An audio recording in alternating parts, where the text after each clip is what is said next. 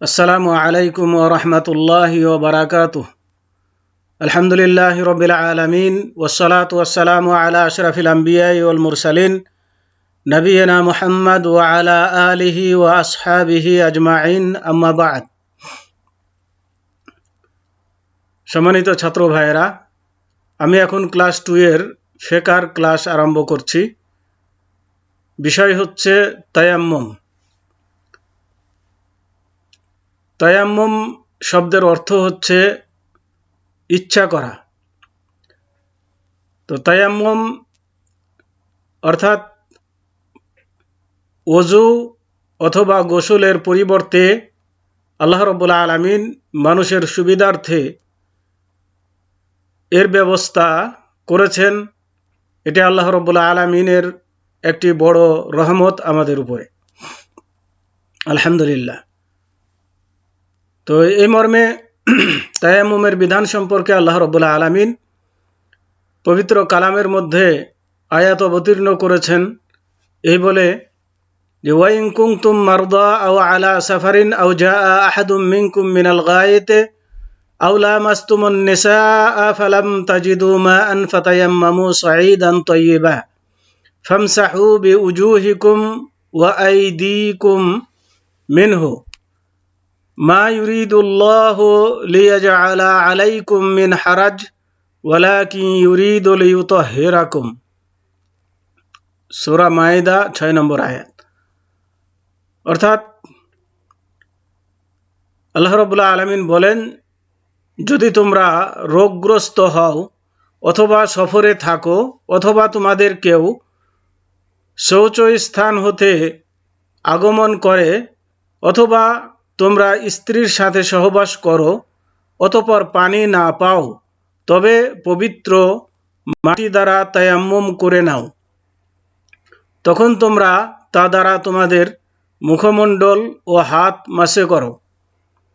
আল্লাহ তোমাদেরকে কষ্ট দিতে চান না, বরং তিনি তোমাদেরকে পবিত্র করতে চান। সূরা আল মাইদা 6 নম্বর আয়াত।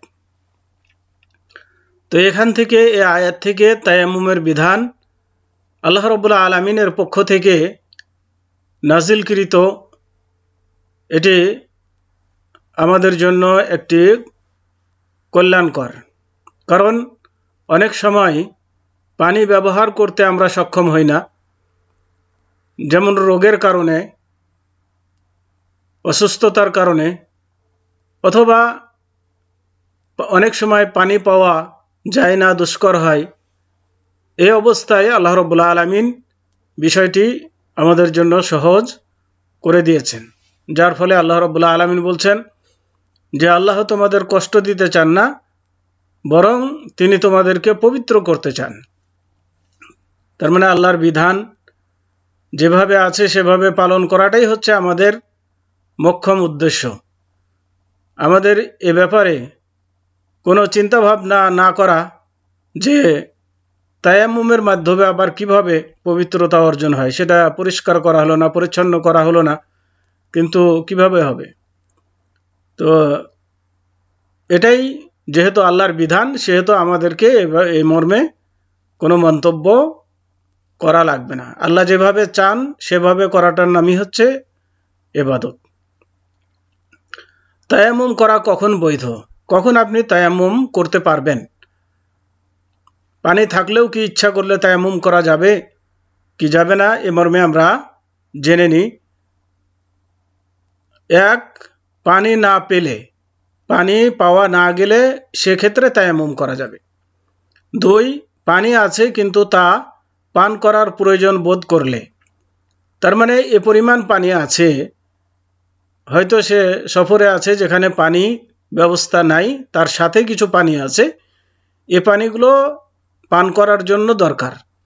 তো এই অবস্থায় যদি তার উপরে ওযু বা গোসল ফরজ হয় আর পানি যদি ব্যবহার করে ফেলে ওযু গোসলের ক্ষেত্রে, তাহলে হয়তো পান করার জন্য আর পানি থাকবে না। সেক্ষেত্রে ওযু বা গোসলের পরিবর্তে তায়াম্মুম করবে আর পানিগুলো পান করার জন্য রেখে দিবে, কারণ পানিটা পান করার জন্য বেশি প্রয়োজন, কারণ যান বাঁচানো আগে বেশি গুরুত্বপূর্ণ। 3, পানি মানুষের ক্ষতির কারণ হয়ে দাঁড়ালে, তার মানে পানি ব্যবহার করলে যদি ক্ষতি হয় তাহলে পরে পানি ব্যবহার করবে না। যেমন কোনো আঘাতপ্রাপ্ত কিংবা কঠিন রোগে পীড়িত ব্যক্তির জন্য পানি ব্যবহার করা ক্ষতির কারণ হয়ে দাঁড়াতে পারে, এ অবস্থায় পানি ব্যবহার করবে না। এমন একটি ঘটনা ঘটেছিল আল্লাহ রাসূল সাল্লাল্লাহু আলাইহি সাল্লামের যুগে। এক যুদ্ধে একজন সাহাবী মাথায় আঘাত পেয়েছিলেন। তো সেই ব্যক্তি তার স্বপ্নদোষ হয়। তো স্বপ্নদোষ হলে তিনি কি করবেন এটা সাহাবাদের কাউকে জিজ্ঞাসা করলেন। তো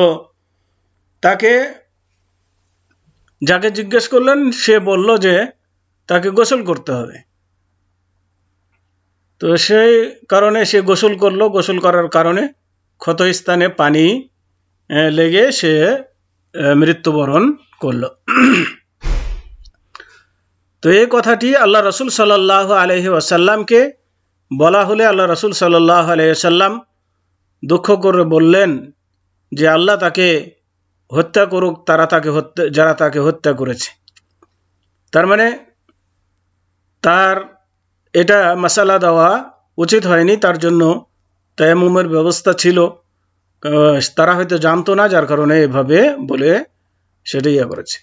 তো এক্ষেত্রে যদি পানি ব্যবহার করা তার জন্য ক্ষতিকর হয় বা ক্ষতির আশঙ্কা বোধ করে, তাহলে পরে পানি ব্যবহার না করে সেখানে তায়াম্মুম করবে। 4, যদি পানি ঠান্ডা হয় এবং গরম করার উপায় না থাকে আর এই ঠান্ডা পানি ব্যবহার করলে ক্ষতির কারণ হয়, তাহলে সেক্ষেত্রে পানি না ব্যবহার করে তায়াম্মুম করবে ওযুর জায়গায়। বিশেষ দ্রষ্টব্য, গোসল অথবা ওযু উভয়ের পরিবর্তে তায়াম্মুম করা যায়। তার মানে গোসল ফরজ হলেও যদি পানি ব্যবহার করার ক্ষমতা না থাকে বা পানি পাওয়া না যায়, তাহলে তায়াম্মুম করে পবিত্রতা অর্জন করবে। পবিত্রতা অর্জনের নিয়াত করবে, করে তায়াম্মুম করে নিবে, তাহলে সে পবিত্র হয়ে যাবে। আর ওযুর ক্ষেত্রে ওযুর নিয়াত করবে, ওযুর নিয়াত করে তায়াম্মুম করবে। তায়াম্মুম করলে সে সেই তায়াম্মুম দ্বারা নামাজ, তেলাওয়াত, তারপরে বাইতুল্লাহর তওয়াফ সবকিছুই করতে পারবে। তায়াম্মুমের পদ্ধতি, কিভাবে তায়াম্মুম করবেন। 1, এমন পরিষ্কার পরিচ্ছন্ন মাটি ব্যবহার করা যা জমিনকে ঢেকে রাখে, যেমন মৃত্তিকা ও বালুকা প্রভৃতি। তার মানে মাটি জাতীয় জিনিস দ্বারা তায়াম্মুম করা। 2, পবিত্রতা অর্জনের নিয়াত করা, পবিত্রতা অর্জনের নিয়াত করতে হবে। 3, বিসমিল্লাহ বলা সুন্নাত, তায়াম্মুম করার পূর্বে বিসমিল্লাহ বলে নেবে। 4, একটি এখানে লম্বা হাদিস নিয়ে আসা হয়েছে যেখানে তায়াম্মুমের পদ্ধতি উল্লেখ করা আছে। হাদিসটা হলো এই যে আম্মার ইবনে ইয়াসির রাদিয়াল্লাহু তাআলা আনহু বলেন, ফাজতানাবতু ফালাম আজিদিল মাআ ফাতামাররাগতু ফিস সাঈদে কামা তামাররাগুল দাব্বাতু ফাযাকারতু লিন-নবিয়্যি সাল্লাল্লাহু আলাইহি ওয়াসাল্লাম ফাকাল ইন্নামা কানা ইয়াকফিকা আন তাদা হাকাযা ফাদারাবা বিকাফফিহি দারবাতান আলাল আরদি সুম্মা নাফাযাহা সুম্মা মাসাহা বিহিমা যাহরা কাফাইহি বিশিমালিহি আও যাহরা শিমালিহি বিকাফফিহি সুম্মা মাসাহা বিহিমা ওয়াজহাহু। অর্থাৎ আম্মার বিন ইয়াসির রাদিয়াল্লাহু তাআলা আনহু বলছেন যে কোনো সফরের ঘটনা, সফরে গিয়ে তিনি তার ওই স্বপ্নদোষ হয়, যার ফলে পবিত্রতা অর্জন করার জন্য পানি ছিল না, যার কারণে তিনি বলছেন যে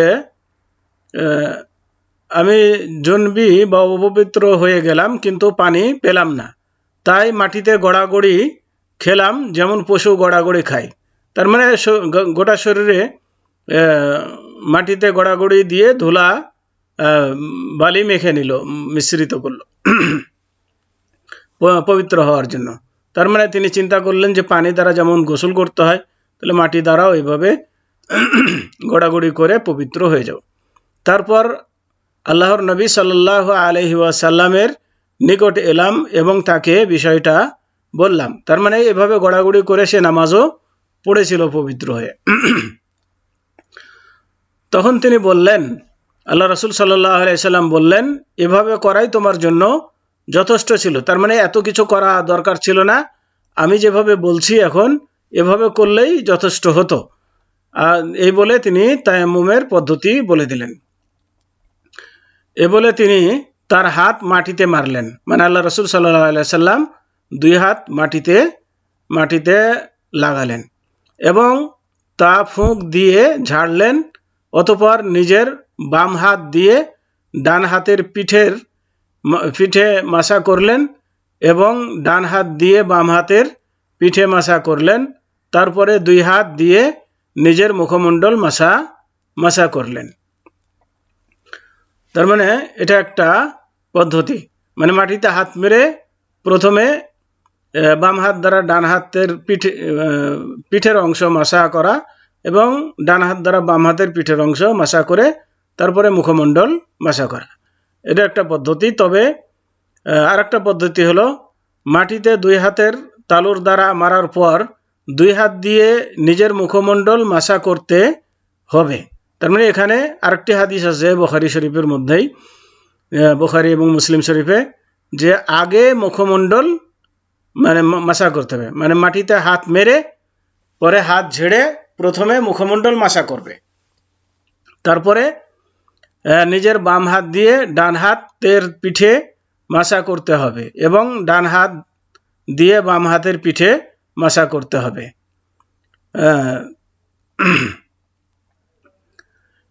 সহিহ মুসলিম হাদিস নম্বর 111, 112, 368। তো এটা হচ্ছে তায়াম্মুমের নিয়ম। তার মানে প্রথমে দুই হাত মাটিতে মারবেন, মারার পরে হাতটাকে ঝেড়ে ফেলে দিয়ে মুখমণ্ডল আগে মাসা করবেন, এরপরে বাম হাত দ্বারা ডান হাত মাসা করবেন কবজি পর্যন্ত, কোনই পর্যন্ত নয়, এ কবজি পর্যন্ত শুধু। এরপরে ডান হাত দ্বারা বাম হাত মাসা করবেন কবজি পর্যন্ত, একবার বাস যথেষ্ট। এটাই হচ্ছে তায়াম্মুমের পদ্ধতি। বিশেষ দ্রষ্টব্য, কবজি পর্যন্ত প্রথমে বাম হাত দ্বারা ডান হাত মাসে করবে, অতঃপর ডান হাত দ্বারা বাম হাতের মাসে করবে, এটা হচ্ছে নিয়ম। 5, যদি জমিন ধূসরিত হয় তাহলে হস্তদ্বয়ে ফুঁ দেওয়া বা ঝাড়া দেওয়া সুন্নাত। তার মানে ধুলাবালি যদি হাতে লাগে তাহলে পরে ঝেড়ে ফেলা এবং ফুঁ দেওয়া, এটা হলো সুন্নাত। এবার আসুন তায়াম্মুম বিনষ্টকারী বস্তুসমূহ। তায়াম্মুমের পদ্ধতিতে জানলেন, এখন কিসে তায়াম্মুম নষ্ট হয় তাই সেটাও আমাদের জানা দরকার। আর তা হচ্ছে যে যেসব কারণে ওযু নষ্ট হয় অথবা গোসল অপরিহার্য হয় সেসব কারণে তায়াম্মুম নষ্ট হয়ে যায়। তার মানে যেমন পেশাব পায়খানার রাস্তা দিয়ে যে কোনো জিনিস বের হলে ওযু নষ্ট হয়ে যায়, তো এমনটি ঘটলে তায়াম্মুমও নষ্ট হয়ে যাবে। এবং উটের গোস্ত খেলে এবং গভীর অচেতন হয়ে ঘুমিয়ে পড়লে এ সমস্ত কারণে ওযু নষ্ট হয়, এ সমস্ত কারণে তায়াম্মুমও নষ্ট হবে। আরেকটা কারণ হচ্ছে, 2 নম্বর কারণ হচ্ছে যখন পানি পাওয়া যাবে এবং তা ব্যবহার করা সম্ভবপর হবে। তার মানে আপনি তায়াম্মুম করেছিলেন, করার পরে দেখলেন পানি পেয়ে গেলেন, এখনো হয়তো নামাজ পড়েননি, হয়তো পড়বেন, কিন্তু পানি পেয়ে গেলেন, তাহলে আপনার আর তায়াম্মুম থাকবে না, তখন ওযু করে নামাজ আদায় করতে হবে। তো আজকে এ পর্যন্তই। সাল্লাল্লাহু আলা নবিয়িনা মুহাম্মদ ওয়া আলা আলিহি ওয়া আসহাবিহি ওয়া বারিক ওয়া সাল্লাম। আসসালামু আলাইকুম ওয়া রাহমাতুল্লাহি ওয়া বারাকাতুহু।